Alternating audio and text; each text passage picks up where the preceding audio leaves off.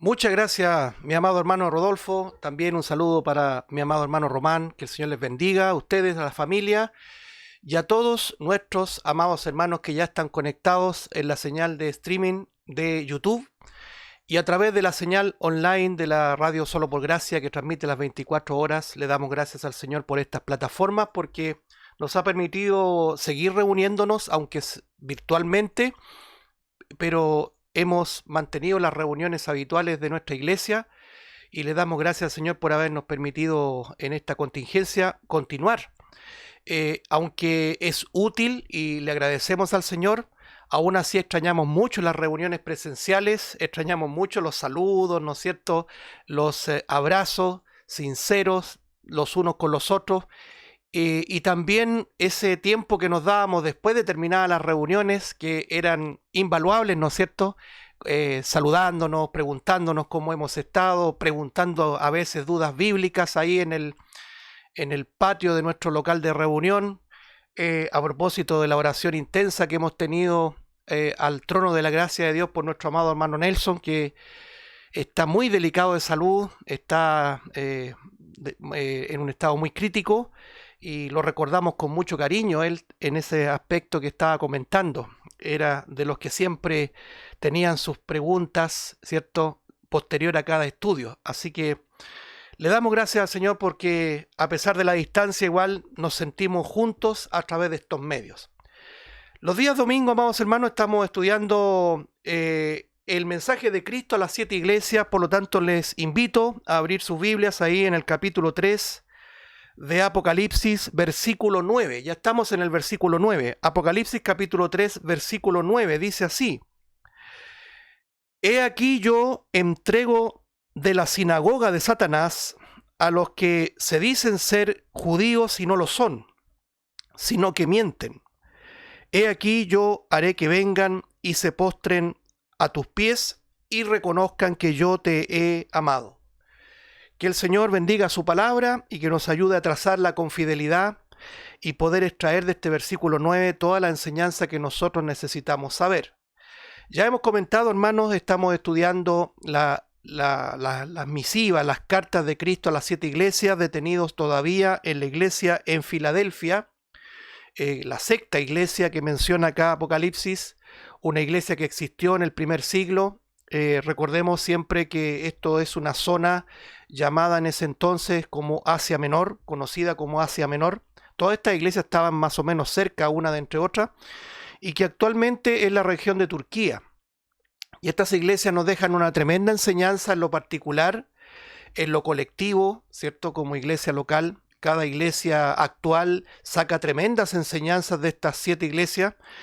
Pero también lo hemos dicho, nos permite entender en forma profética, en una proyección profética, lo que es la historia del cristianismo desde que la iglesia nace, es decir, el día de Pentecostés, hasta su término aquí en la tierra, que se refiere obviamente hasta el día del arrebatamiento de la iglesia, que puede ocurrir en cualquier momento. Todos los creyentes de toda la historia han estado esperando el regreso de nuestro Salvador para juntarnos ahí en las nubes, en el aire. Así lo dice el apóstol Pablo a los tesalonicenses y lo creemos nosotros tal cual lo dice.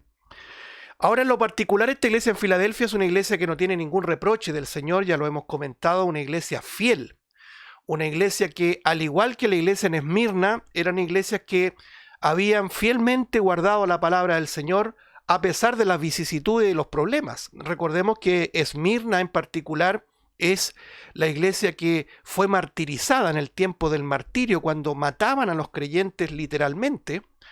Fue toda una época, ¿no es cierto? Fueron serie de años, de décadas, y nosotros vemos acá que estas dos iglesias, tanto Esmirna y Filadelfia, mantuvieron su fidelidad a la palabra y al Señor Jesucristo. Ahora, en este caso de Filadelfia en particular, es una iglesia que el Señor la reconoce como una iglesia fiel en el sentido de haber guardado su palabra, dice el versículo 8, y de no haber negado el nombre de Cristo. Porque en medio de la persecución, hermanos, en medio del temor de la persecución, muchos negaban el nombre de Cristo. Ahí estuvimos hablando en extenso, hermanos, hartos pasajes que estuvimos analizando respecto a negar al Señor. En un breve repaso nos quedamos con el gran ejemplo de negación, que es de alguna manera el triste recuerdo que tenemos de este apóstol Pedro, que terminó negando a su Señor a pesar de haberle prometido fidelidad, lealtad hasta la muerte. Bien, desde ahí desprendemos una tremenda enseñanza de lo que significa decir yo no conozco a Jesús. Yo siempre cuando llego a ese punto me recuerdo de que uno, a lo mejor sin decirlo verbalmente, niega al Señor Jesús. Usted me dirá, pero ¿cómo? Con tu silencio. ¿Cuántas veces tú, pudiendo hablar de Jesús, hablando del Señor Jesucristo, de su obra en la cruz, has callado frente a los demás? Y después tenemos que pedirle perdón al Señor. Quizás por temor, quizás por evitar burlas o evitar desprecios o evitar incluso incomodidad, porque la gente se pone incómoda cuando se habla del pecado y de la muerte, y uno prefiere muchas veces, y hay que decirlo con todas sus letras y reconocerlo delante del Señor para pedir perdón, uno prefiere muchas veces callar. Y de una u otra forma, amados hermanos, negamos al Señor, porque no solamente es una forma verbal o una forma de omisión, sino que también con nuestros hechos. Muchas veces decimos ser cristianos y con nuestros hechos le negamos. Me acordaba de ese pasaje que le decía Pablo a Timoteo, que tienen apariencia de piedad, ¿se acuerda? Pero niegan la eficacia de ella. En otras palabras, decimos ser cristianos, pero negamos ser del Señor con nuestros hechos. Que el Señor nos ayude a ser como Filadelfia, una iglesia fiel, una iglesia que no negaba el nombre del Señor. Sabemos que posicionalmente ningún hijo de Dios va a negar al Señor Jesucristo como único y todo suficiente Salvador. Sabemos que para nosotros, hermanos, los creyentes que por gracia hemos sido renacidos, nunca vamos a negar el nombre glorioso de nuestro Señor Jesucristo. Pero en este caminar cristiano, en este peregrinaje, también nuestros hechos dicen mucho, y ahí es donde está también el énfasis siempre apostólico, a vivir en consonancia a lo que la palabra de Dios nos enseña. De manera que hablar de Filadelfia es poner un modelo de iglesia que, note usted que no era una iglesia portentosa, poderosa. Y dice el texto ahí en el versículo 8, en este repaso preliminar, es una iglesia que no tiene fuerza. Aquí el Señor le dice, aunque tienes poca fuerza. Mencionábamos en su oportunidad que esa expresión poca en el original griego significa micro. No tenía ni la más mínima cantidad de fuerza, de ánimo, de vigor, pero aún así era una iglesia fiel. Hoy día hay unos ciertos contrastes con una iglesia que más adelante vamos a estudiar, que es la iglesia en Laodicea, una iglesia que presume ser poderosa por lo que tiene. Hoy día estamos viviendo sin duda, en esa proyección profética que decíamos nosotros, el tiempo de la iglesia en la Odisea. Una iglesia que se jacta de su valentía, de su osadía, ¿no es cierto?, de sus posesiones, de sus portentos, pero en definitiva el Señor no aprueba a esa iglesia de la Odisea, sino que le dice, no sabes que eres desventurado, pobre, miserable, ciego y desnudo. Un diagnóstico terrible, hermanos, de lo que es la iglesia final. Por lo tanto, qué gran ejemplo para nosotros Filadelfia, una iglesia, por decir así, débil, que reconocía su fragilidad, que reconocía que tenía poca fuerza, pero que en esa fragilidad el Señor la llenaba de poder, tanto así que era una iglesia que guardaba la palabra de Dios, es decir, la observaba como única referencia de vida individual y colectiva, ¿cierto? Porque eso es muy importante también recordarlo, guardar la palabra de Dios y también no negar el nombre del Señor. Mientras oraba mi hermano Román mencionaba en la oración sobre qué difícil encontrar sana doctrina. A veces, hermanos, me escriben, nos escriben, no solamente de nuestro país, sino que también de afuera. Es un gran privilegio para nosotros responder esas preguntas de hermanos de latitudes tan lejanas. Por ejemplo, la otra vez respondía un mail de un hermano de Suecia. Si está conectado, quizás le mandamos un gran abrazo desde acá. A miles de kilómetros de distancia, quizás él también se está alimentando a través de este portal de internet, de este video también, de esta reunión que estamos llevando a cabo. Un abrazo para él y para todos los que también están en esa misma condición. Y me decía un hermano precisamente sobre una iglesia que tenía las ganas de ir y hablamos un poco de lo que es la sana doctrina y meditaba sobre lo que decía mi hermano Román.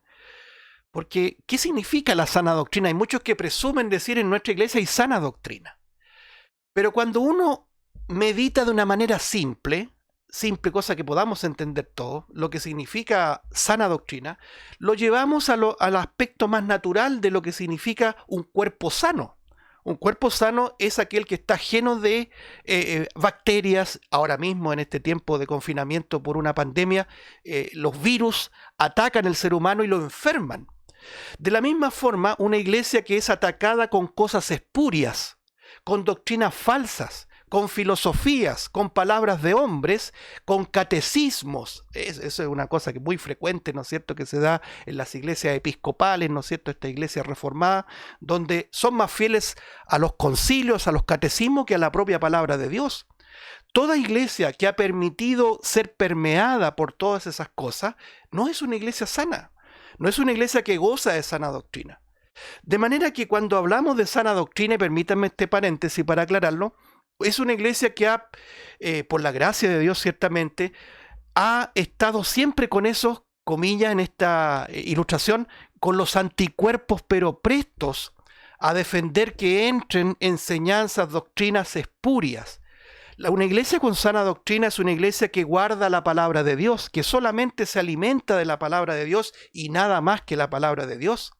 Desde los líderes hasta todos los hermanos sostienen la idea de que no necesitamos más que una Biblia y un lápiz para estudiar la verdad de Dios. Que el Señor nos ayude, hermano, a sacar una gran lección de lo que significa Filadelfia, una iglesia que ciertamente guardaba la palabra de Dios y no negaba el nombre de nuestro Señor Jesucristo. El versículo 9, que ya lo iniciamos la semana pasada, aquí enseña algo muy también profundo, hermanos, que era una realidad en la iglesia primitiva. Aquí dice el texto: he aquí, yo entrego de la sinagoga de Satanás a los que se dicen ser judíos y no lo son. La semana pasada ya comentábamos lo que significa la iniciativa que parte de Dios. Aquí no es Filadelfia que hizo nada, sino que el propio Señor le promete a esta iglesia: he aquí, yo entrego de la sinagoga de Satanás. La acción inicial siempre la toma el Señor. Nosotros, cuando estábamos en la religión, muchos de los que estamos ahora por pura gracia en la sana doctrina de la Escritura, y no quiero proyectar una idea presumida, hermano, que el Señor nos guarde de ese pecaminoso sentido sectario y exclusivista, no me refiero a eso, sino que nos gozamos en que el Señor nos haya persuadido de que la Escritura es suficiente para nosotros, y nos gozamos genuinamente. Pero antes, cuando éramos religiosos, en lo particular yo fui católico, fui crecido en una familia católica, y como la mayoría de las familias católicas, éramos católicos a nuestra manera, porque el catolicismo promueve una idea religiosa, pero nunca, jamás una relación verdadera y fructífera con Cristo. No hay cambios, solamente una careta, solamente una impostura religiosa. Y claro, son personas muy moralistas, pero sin haber nacido de nuevo, no tienen una amplia convicción del pecado. Ese es un tema que podríamos abordarlo de manera individual. Pero lo que quiero señalar es que nosotros fuimos sacados de allí no por una acción voluntaria. No es porque nosotros hayamos sido más inteligentes o más piadosos o más espirituales que los que aún todavía están bajo el alero de las religiones. Y no quiero ser solamente mencionar a la Iglesia Católica, sino que en general todas las religiones, y escúcheme bien, incluyendo la Iglesia Evangélica. Porque la iglesia evangélica, por ser evangélica, no quiere decir que es una iglesia que está en los caminos de Cristo. También se ha transformado en una religión. Entonces, ¿qué es lo que quiero señalar en virtud del versículo 9? Que nosotros fuimos sacados de ahí. Así como en ese tiempo habían judíos que se jactaban de su linaje, se jactaban de su herencia étnica, ¿no es cierto?, de su raza. Y por eso se sentían los mejores, los escogidos, ¿cierto? No por eso eran salvos, no por eso tenían relación con Cristo verdadera. Pero de la misma forma, si lo proyectamos a la actualidad, uno podría haber vivido exactamente lo mismo, ser religioso o ser cristiano sin haber nacido de nuevo. Y si ahora estamos en el camino de la verdad, es porque Él nos saca de ese lugar, nos saca literalmente, aquí como lo dice el versículo 9, de la sinagoga de Satanás. Evidentemente en las sinagogas para el texto directo, se refiere al lugar donde siempre se han reunido los judíos, ¿ya? Así como en la mezquita, ¿no es cierto?, se reúnen los musulmanes, así como los templos se reúnen los católicos, así también la sinagoga era de los judíos. Pero aquí menciona algo tremendo, que de alguna manera incluye todas las religiones, para hablar en el sentido actual. Aquí habla de sinagoga de Satanás. ¿Cuál es el aspecto directo a esta mención tan dura, tan cruda que el Señor hace de sacar de la sinagoga de Satanás a aquellos que dicen ser judíos y no lo son? La semana pasada mencionábamos que este mismo lenguaje se dio en la iglesia en Esmirna. En Esmirna lo mencionábamos ahí en capítulo 2 de Apocalipsis, versículo 9, cuando dice: yo conozco tus obras y tu tribulación y tu pobreza, pero tú eres rico, y la blasfemia de los que se dicen ser judíos y no lo son, es lo mismo. Sino sinagoga de Satanás, la misma expresión. Curiosamente, a estas dos iglesias fieles, Esmirna y Filadelfia. ¿Qué es lo que pasaba aquí, hermanos? Ya lo mencionaba la semana pasada. Los judaizantes de siempre, aquellos orgullosos religiosos que se sentían la depositaria de la moralidad, la de rectitud, y el único canal de comunicación del Dios Todopoderoso, no aceptaban a otros más, ¿cierto? Ellos perseguían tenazmente a los verdaderos. Nosotros lo vemos en el Antiguo Testamento.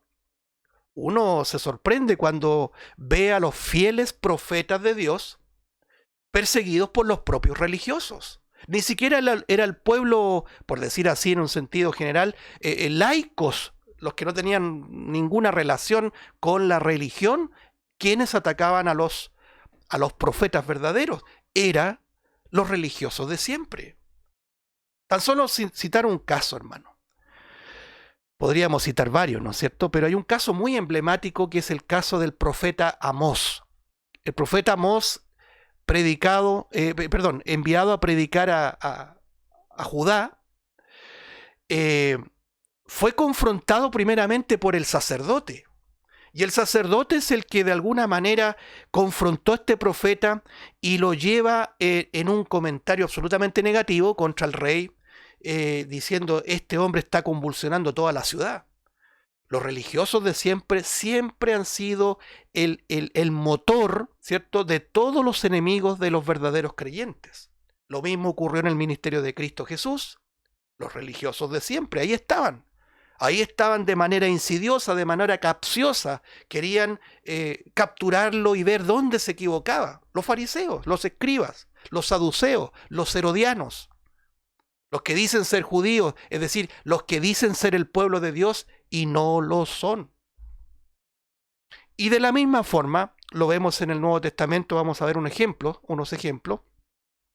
En el Nuevo Testamento, en la parte ya del desarrollo de la iglesia, la era apostólica, todos los apóstoles comienzan a ser perseguidos por los judíos, los judaizantes.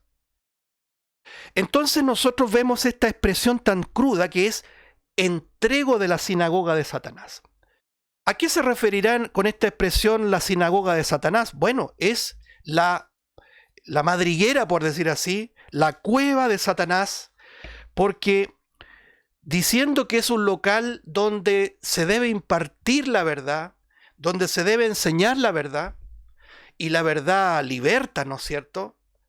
Pero como es sinagoga de Satanás, no se imparte la verdad, ni se entrega la libertad de la verdad, sino que se entrega la mentira. Nosotros vemos en la Biblia, hermanos, una lucha que está desatada desde el Génesis hasta el Apocalipsis, y que es la lucha entre la verdad y la mentira. El apóstol Pablo, de manera radical, le dice a Timoteo en su primera epístola, capítulo 6, le dice que tenga cuidado con la falsamente llamada ciencia. Nosotros hoy día, hermanos, tenemos una explosión de apetito por la ciencia. He visto más de una noticia, hermano, en que están mandando cohetitos ahí al espacio para ir a explorar Marte. No tenemos cómo solucionar los problemas básicos de sobrevivencia aquí, hermano, y están mandando cohetitos al espacio. Bueno, esa es la ciencia, hermano. La ciencia que está presumiendo conquistar el espacio sin poder ni siquiera solucionar los problemas personales. Bueno, esa palabra ciencia que aparece ahí en 1 Timoteo 6, originalmente es antítesis. Antítesis es lo que se opone o lo que se quiere superponer a la verdad. Y la verdad es una sola. Los que somos creyentes en Cristo no defendemos una religión, sino que ponemos en alto a Cristo Jesús como la revelación de la verdad. Siempre lo digo en estos términos, amados hermanos. Cristo no solamente dijo la verdad, Él dijo que era la verdad. En otras palabras, Cristo es la encarnación de la verdad. Y la lucha que se ha desatado desde que el pecado entró en este mundo es entre la verdad y la mentira. Bien, sinagoga de Satanás en otros términos significa la sinagoga mentirosa, porque quien lidera, quien está adentro, no es Dios, sino que es Satanás. Yo lo decía de esta manera, hermanos, la religión es una locomotora. ¿Ha visto usted cuando hay esos pasos de autos o de tránsito en una línea férrea? Y está la cruz de San Andrés ahí advirtiendo que tenga cuidado, porque si usted cruza y viene la locomotora no hay nadie que la frene. Puede usted ir en un bus tremendo, viene la locomotora y arrasa con todo. La religión es una locomotora piloteada por el mismísimo Satanás, el padre de mentira. Si quiere apuntarlo, hermano, buscar acá en Juan capítulo 8, vamos a dar lectura a algunos versículos para ir entendiendo este lenguaje. Juan capítulo 8, verso 43, dice la palabra del Señor así, Juan 8, 43, ¿por qué no entendéis mi lenguaje? Porque no podéis escuchar mi palabra. Vosotros sois de vuestro padre el diablo, y los deseos de vuestro padre queréis hacer. Él ha sido homicida desde el principio y no ha permanecido en la verdad, porque no hay verdad en él. Cuando habla mentira, de lo suyo habla, de suyo habla, dice, porque es mentiroso y padre de mentira. Y a mí, porque digo la verdad, no me creéis. ¿Quién de vosotros me redarguye de pecado? Pues si digo la verdad, ¿por qué vosotros no me creéis? El que es de Dios, las palabras de Dios oye, por esto no las oís vosotros, porque no sois de Dios. Tremendo pasaje, hermano, ¿eh? Este texto, este trozo. Juan 8, 43 al 47, para que lo apunte y lo revise después nuevamente. Quiero comentarlo. Esto evidentemente trae un hilo conductor. Esto viene trayendo, ¿no es cierto?, un comentario preliminar que podríamos nosotros ir retrocediendo y retrocediendo para ver el contexto. Yo lo quiero resumir. El Señor, en el versículo 32 del capítulo 8, dice, y conoceréis la verdad y la verdad os hará libres. ¿Quién es la verdad a la luz de la palabra de Dios? Es Jesucristo. Él mismo lo dijo ahí en Juan capítulo 14, verso 6. Yo soy el camino y la verdad y la vida. Note usted la importancia del artículo. En los artículos hay definidos e indefinidos. Podría haber dicho él, en este ambiente ecuménico y de relativismo, podría haber dicho, yo soy un camino. Yo soy una verdad. No, él fue categórico y absolutista. Yo soy el camino y la verdad. Por eso que el cristianismo verdadero y puro no acepta el ecumenismo, no lo puede aceptar. El ecumenismo, en términos muy simples, es una especie de universalismo, ¿no es cierto?, de religiones. En otras palabras, el concepto Dios es universal. Nadie se puede apropiar del término Dios. Por lo tanto, si usted es budista y cree en Dios a su manera, conforme a sus doctrinas, está bien, dicen ellos. Si usted es musulmán y cree en Alá como el Dios Todopoderoso, en su manera de pensar y en su doctrina, también está bien. Pero el cristianismo verdadero no acepta aquello. En eso tenemos que ser intransigentes, hermanos. Nosotros en sí mismos no tenemos ninguna capacidad de ser intransigentes. Pero la Biblia, la autoridad de la Biblia, la autoridad de nuestro Señor Jesucristo es absoluta, no es relativa. Cristo se presentó como la verdad. Y siempre lo he dicho, para el judío no había problemas con hablar del Todopoderoso, del Adonai, del Shaddai, ¿no es cierto? Todos los atributos que encierran ese nombre de misterio de Dios, misterio en el sentido de no revelado, el yo soy el que soy. Aquí mismo aparece en el capítulo 8 de Juan, cuando él dijo yo soy, tomaron piedras para matarle.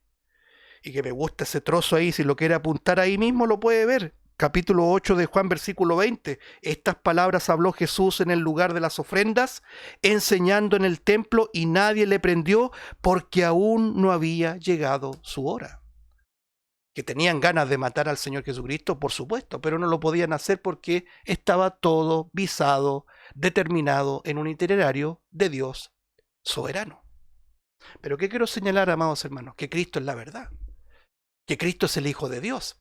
Que Cristo es Dios hecho carne. Para los judaizantes, los religiosos judíos, eso no cabía en su enseñanza. Y menos, amados hermanos, un profeta para ellos, ¿no es cierto?, que venía por ahí de una ciudad ¿no es cierto?, de mala reputación, de la zona de Galilea, Nazaret. ¿Qué puede salir de bueno de Nazaret?, decían por ahí. Natanael decía, ¿no es cierto? Bueno, de ahí vino el Rey de Reyes, el Señor de Señores, hermano. Es tremendo lo que es la vida de Cristo, ¿no es cierto, amados hermanos? Uno se goza con ver la vida de Cristo, leer los evangelios, ver cómo anula la lógica humana, cómo enloquece al pecador que no quiere saber nada de Dios, porque la palabra de la cruz es locura. Entonces, Cristo se presenta como la verdad y comienza la problemática. Y los propios religiosos judíos le dicen, ¿de qué vamos a ser libres nosotros si somos hijos de Abraham? Para ellos ser del linaje de Abraham era lo que se necesitaba para ser pueblo de Dios. Y viene este pasaje tremendo, que este trozo que hemos leído, que dice el versículo 43, ¿por qué no entendéis mi lenguaje? Es la pregunta que les hace el Señor, pero él mismo la responde.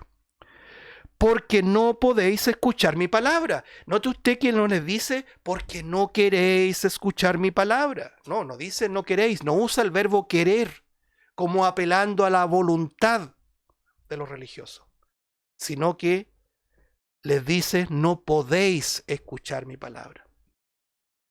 Es que esto nos habla, amados hermanos, de una situación que escapa de nuestra lógica humana. Nosotros en otro tiempo tampoco podíamos entender las cosas del Espíritu, lo dice el apóstol Pablo. Hay incesantes pasajes que hablan de que nosotros éramos por naturaleza hijos de ira igual que los demás. Pero gracias al Señor, hermano, pudimos entender. Y cuando pudimos entender, ahora queremos entender. Ahora ejercemos el querer, porque Él inicialmente puso la posibilidad, abrió nuestro corazón para creer al Evangelio. Ese es el Evangelio que enseña la Biblia. Ciertamente no es un Evangelio que se acomoda a nuestra lógica. Nuestra lógica y perspectiva humana es que el Dios Todopoderoso nos demanda algo y nosotros tenemos que responderle a Él. Pero ¿cómo puede responder una persona que está muerta?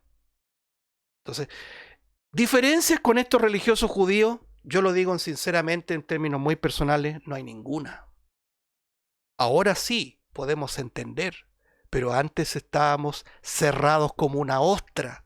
No podíamos escuchar su palabra. Gracias al Señor que hemos sido sacados de la sinagoga de Satanás. Miren lo que dicen los versículos siguientes. Vosotros sois de vuestro padre el diablo, y los deseos de vuestro padre queréis hacer. ¿Qué quería Satanás respecto a Jesús? Matarlo.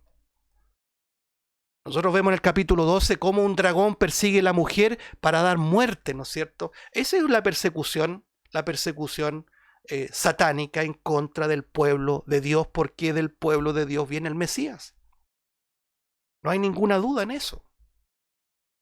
Cuando María estaba encinta esperando al Salvador, ¿cierto? Tuvo que huir, porque Herodes mandó a empadronar, ¿no es cierto?, a todos en todos los hogares para ver los nacidos, los recién nacidos, y María, ¿no es cierto?, había dado a luz, y bueno, y tuvo que preliminarmente escapar de las garras de Satanás.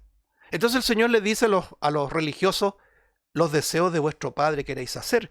Pero llama enormemente la atención que dice: vuestro padre, los deseos de vuestro padre queréis hacer, el que ha sido homicida desde el principio y no ha permanecido en la verdad, porque no hay verdad en él. Así como Cristo Jesús es la encarnación de la verdad, en Satanás no hay nada de verdad. Todo es una esencia de mentira. Ahora, lo maravilloso es que el Evangelio y las Escrituras no nos entregan una lucha cósmica equiparada entre el bien y el mal, no. El Dios Todopoderoso tiene todo bajo control. Nosotros hemos sido bombardeados continuamente con producciones cinematográficas, cuanto más en los dibujos animados, cuando aparecían, ¿no es cierto?, estas luchas entre el bien y el mal, las fuerzas de la oscuridad y las fuerzas de la luz. Pero eso es una caricatura de lo que es la verdad. El Dios Todopoderoso nunca ha estado en las cuerdas, producto de las huestes de oscuridad. No, el Dios tiene todo el control, el Dios Todopoderoso tiene todo el control. Pero aquí presenta a Satanás como una ausencia misma de la verdad. Es un mentiroso, es el padre de mentira y desde el principio miente. Por lo tanto, cuando el Señor le dice acá a Filadelfia: yo entrego de la sinagoga de Satanás, está diciendo de la sinagoga donde no estoy yo, donde está el mentiroso. Aún siendo religiosos, cumpliendo códigos religiosos, por eso es que no nos debemos engañar, aún así, dentro de esos lugares no está Dios. Y eso hay que decirlo con todas sus letras, amados hermanos. De la misma forma, hermanos, nosotros acá meditamos en esto y nos preguntamos en un lenguaje actual: evangélicos, cristianos nominales, no por ser evangélico, no por provenir de una familia evangélica, somos creyentes. No por decirle a todo el mundo: yo soy cristiano, soy un creyente. Lo dijo el Señor: no todo el que me dice Señor, Señor, entrará en el reino de los cielos. Entonces este pasaje es muy clarificador. Fíjense que el capítulo 8 de Juan es una exposición sobre esto de la verdad. Dice en el versículo 31, dijo entonces Jesús a los judíos que habían creído en él: si vosotros permaneciereis en mi palabra, seréis verdaderamente mis discípulos. El distintivo de un creyente es que permanece en la palabra, permanece en la palabra de Dios. Note que Filadelfia guardó la palabra, era una iglesia verdadera. Pero ahora el Señor le estaba prometiendo, volvamos a Apocalipsis, entregar de la sinagoga de Satanás a los que dicen ser judíos y no lo son. Es decir, todos aquellos religiosos que aún perseguían a la iglesia verdadera, los judaizantes, y que gozaban asolando la iglesia, creyendo que servían a Dios, pero no era así. Entonces, de la misma forma nosotros vemos en la actualidad cómo muchas personas, no sé si decir muchas, hermanos, a lo mejor estoy exagerando, pero hemos conocido proporcionalmente varias personas que han salido de las religiones, han salido específicamente de la religión evangélica y han querido buscar la pureza de la verdad. Y uno se goza en eso, hermano. Y uno se goza, ¿sabe por qué? Porque cuando uno tiene la oportunidad y el privilegio de conversar, lo hemos vivido mucho en nuestro local de reunión, cuando llega una persona, un matrimonio, y se gozan en la palabra, uno dice: qué tremendo, porque lo primero que sale de esas personas es el temor. Cuando uno está prisionero en un sistema, cuando uno está prisionero en una sinagoga de Satanás, uno está lleno de temores. Uno camina en función del terror. No tiene temor de Dios, tiene temor a Dios. y hace las cosas por temor al castigo, por temor a irse al infierno, por temor a perder la salvación, por temor a perder las bendiciones, etcétera, etcétera. Pero cuando uno llega a la verdad, hay libertad, hermanos. Eso es lo maravilloso, porque la verdad nos hace libres. Nos hace libres de los temores, nos hace libres de las supersticiones. ¿Cuántas supersticiones tenías tú o tenía yo? Si aún por ser evangélico, el pueblo evangélico está lleno de supersticiones, amados hermanos. Y lo único que los hace libres es la verdad. Entonces siguen con los temores porque la religión te hace más esclavo, dice la Escritura, del infierno que libre para el reino de Dios. Entonces, de la misma forma, vemos cómo el Señor está sacando a los suyos. El Señor los saca. Nosotros no podríamos decir otra cosa. Cuando conversamos entre los hermanos y decimos, ¿dónde estuviste tú antes? Estuve en una secta que enseñaban esto y aquello y hacíamos las cosas más inverosímiles, alabando supuestamente a Dios. Y el Señor me sacó de ahí, dice el hermano, dice la hermana. De la misma forma lo puedo decir yo. Y cuando conversamos aquello, no es para llenarnos de orgullo y decir qué buenos somos nosotros y somos los mejores. No, es para honrar a Dios, que no se le va a escapar ninguno de sus escogidos para sacarlos de allí. Muchos judíos, hermanos, que pertenecían a esta sinagoga de Satanás, eran sacados de estos lugares, liderados por un poder religioso siniestro. Ahí estuvimos hablando el domingo en la noche, cuando estamos estudiando las profecías bíblicas, de un tal Caifás, un cabecilla, vamos a llamarlo así, un cabecilla de aquellos que querían matar a Jesucristo, con todas sus vestiduras, ¿no es cierto?, sus flecos, sus mantos, sus filacterias, sus tefilín, aún así no agradaban a Dios. De modo que aquí vemos, hermanos, un grupo de aquellos que salen de la sinagoga de Satanás, que dicen ser judíos y que no lo son, sino que mienten. Y dice aquí, yo haré que vengan y se postren a tus pies y reconozcan que yo te he amado. Nosotros hemos visto, aquí mismo en el capítulo 8 de Juan, en el Evangelio, vimos cómo algunos judíos creyeron en el Señor. Y lo vemos en el testimonio apostólico. Mire, yo quiero que observemos algunos pasajes, amados hermanos. Por ejemplo, note usted lo que dice acá. Por eso que es importante la Biblia y el lápiz, ¿eh? ¿Sí? Por eso que decimos nosotros, una Biblia y un lápiz y nada más, hermano. Tu palabra es suficiente para nosotros. Hechos capítulo 14, versículo 1. Leamos versículo 1 y 2. Libro de los Hechos.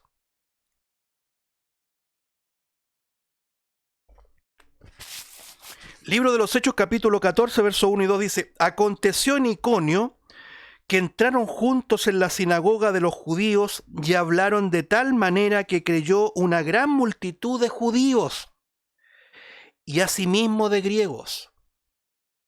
Maravilla, ¿no es cierto? Uno dice, si fuera esto la plenitud de predicar el Evangelio, estaríamos muy contentos en el sentido humano. Pero mire lo que aparece en el versículo 2. Mas los judíos que no creían excitaron y corrompieron los ánimos de los gentiles contra los hermanos. Eran judíos, eran religiosos, eran observantes de la ley, eran, comillas, temerosos de Dios. A mí no me cabe la menor duda que sus casas estaban tapizadas de textos bíblicos. En un sentido actual lo digo, para que se entienda. Pero no hacían la voluntad de Dios. Se iban en contra de la voluntad de Dios. Eso lo vivía Pablo ahí en su primer viaje misionario en la zona de Galacia.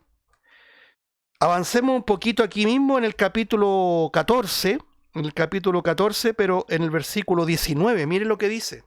Ya en otra ciudad, Hechos capítulo 14, verso 19 dice, entonces vinieron unos judíos de Antioquía y de Iconio que persuadieron a la multitud y habiendo apedreado a Pablo, le arrastraron fuera de la ciudad pensando que estaba muerto. Bueno, nosotros aquí vemos, hermanos, que Pablo y Bernabé no, por decir así, no la pasaron bien en Iconio, bien digo, eh, y después siguen avanzando en esta región de Galacia, ahí es donde se fundó la iglesia de los Gálatas, y siempre los mismos eran perseguidos por estos judaizantes, estos mensajeros de la sinagoga de Satanás, que se oponían tenazmente a la verdad, que se oponían de manera obsesiva contra el Evangelio de Jesucristo. Tanto así que dice que vinieron de Antioquía y de Iconio hacia Listra para persuadir a la multitud, dice el versículo 19, y apedreando a Pablo lo llevan fuera de la ciudad, lo apedrearon, lo lapidaron. Nosotros vemos, hermano, esto es muy importante también, los judíos tenían instrucciones en la ley de lapidar. Hay ciertos pecados que, ¿no es cierto?, por legislación mosaica, los pecadores debían ser lapidados, apedreados. Nosotros nos acordábamos de la imputación que se le hizo a nuestro Señor Jesucristo. Se le imputó que Cristo había blasfemado el nombre de Dios y por eso que lo querían apedrear en una oportunidad. ¿Cuál era el pecado de Pablo para apedrearlo? El mismo pecado que le imputaron a nuestro Señor Jesucristo, hablar de Cristo que era la verdad, que era la revelación de Dios, que era la encarnación del Hijo de Dios. Por el mismo, comillas, pecado lo apedrearon. ¿Cuál es la verdad? Que Cristo Jesús vino al mundo a salvar a los pecadores, pero los mentirosos, los judaizantes, los que se jactaban ser judíos, pero eran unos mentirosos religiosos, se oponían al Evangelio Santo de nuestro Señor Jesucristo y terminaron apedreando, ¿no es cierto?, al apóstol Pablo, y dice que pensaron que estaba muerto. Imagínense ustedes, no era un par de piedras, hermano, era un cerro de piedras. Hasta que el hombre ya no respiraba, ellos se quedaban tranquilos. Pero aquí aparece un hecho extraordinario y sobrenatural. Pablo se levanta del medio de las piedras y lo que mucho me llama la atención toda mi vida de cristiano, dice que entró nuevamente en la ciudad, versículo 20, pero rodeándole los discípulos se levantó y entró en la ciudad y al día siguiente salió con Bernabé para Derbe.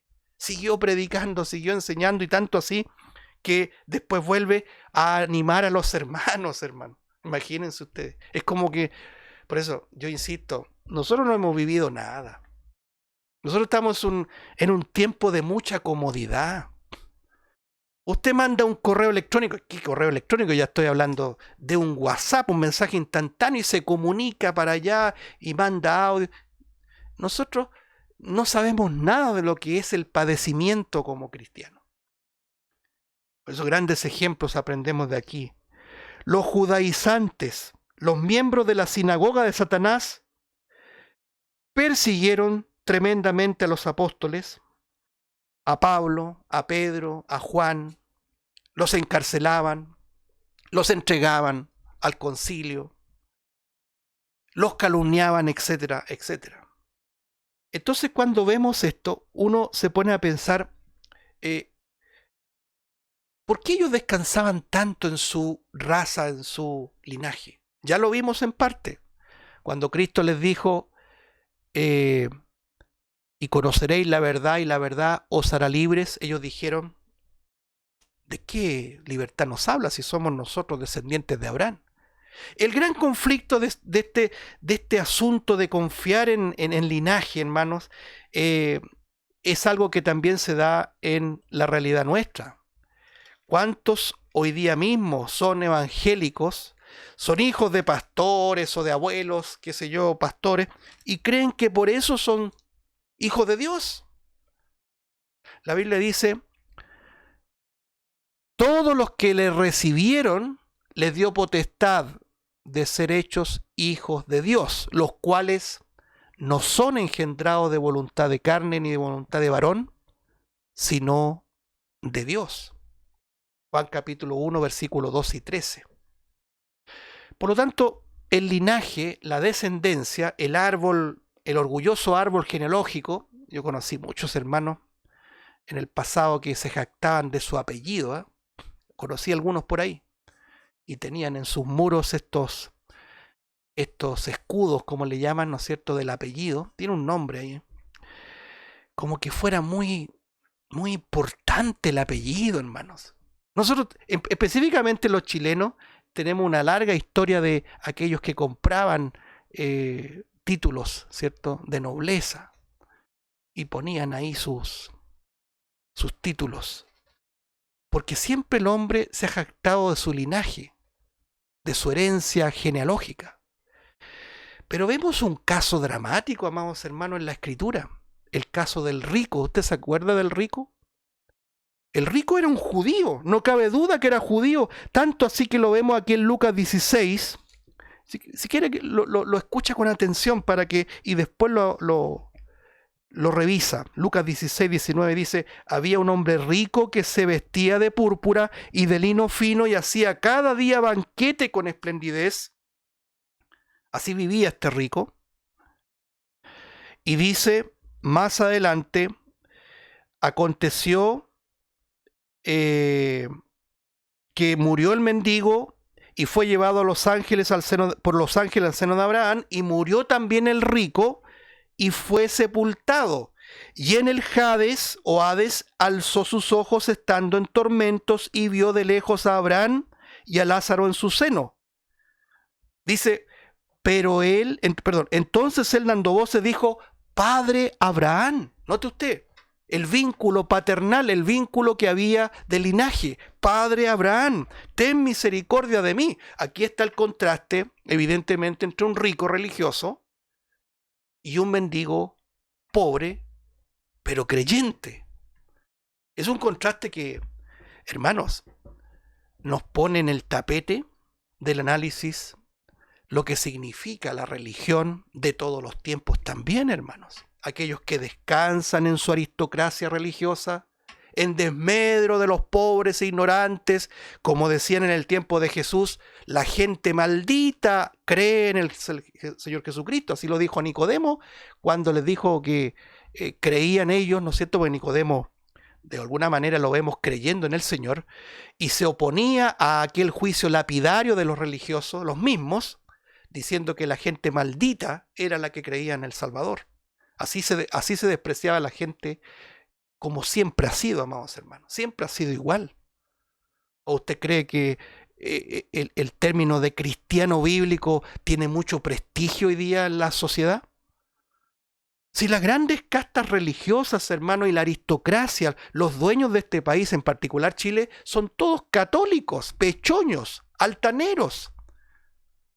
¿Por qué lo digo con cierta vehemencia? Porque la Biblia lo revela con tanta precisión. Este rico religioso vivía en esplendidez y no le importaba nada más. Ni siquiera, a mí no me cabe la menor duda que no tenía idea que existía este mendigo. Este mendigo era el verdadero. Por eso que es importante cuando hablamos de la riqueza en el sentido espiritual. Cristo se hizo pobre para enriquecernos a nosotros. La verdadera riqueza de este mendigo era la vida eterna, hermano. ¿Qué mejor que eso, hermano? Tú puedes disfrutar, ¿qué? 70, 80 años de lloviendo oro en tu casa y después te pierdes por toda la eternidad. ¿Te gustaría ese camino? ¿Para ti, para tu familia y para tus hijos? No, ciertamente que no, ¿no es cierto? La vida eterna es para siempre. Y este Lázaro, cuyo nombre es conocido, eso es lo que me llama la atención, porque eso es lo que importa, que Dios te conozca, era verdadero. Y gentilmente los ángeles lo tomaron. Note cada palabra, hermano. Cada palabra es importante. Versículo 22, Lucas 16, 22. Aconteció que murió el mendigo y fue llevado por los ángeles al seno de Abraham. Qué amor tan grande, ¿no es cierto? Qué prestancia, qué, lo voy a decir así, gentileza, amabilidad de nuestro Padre Celestial, que nos escolta y nos lleva al seno de la salvación.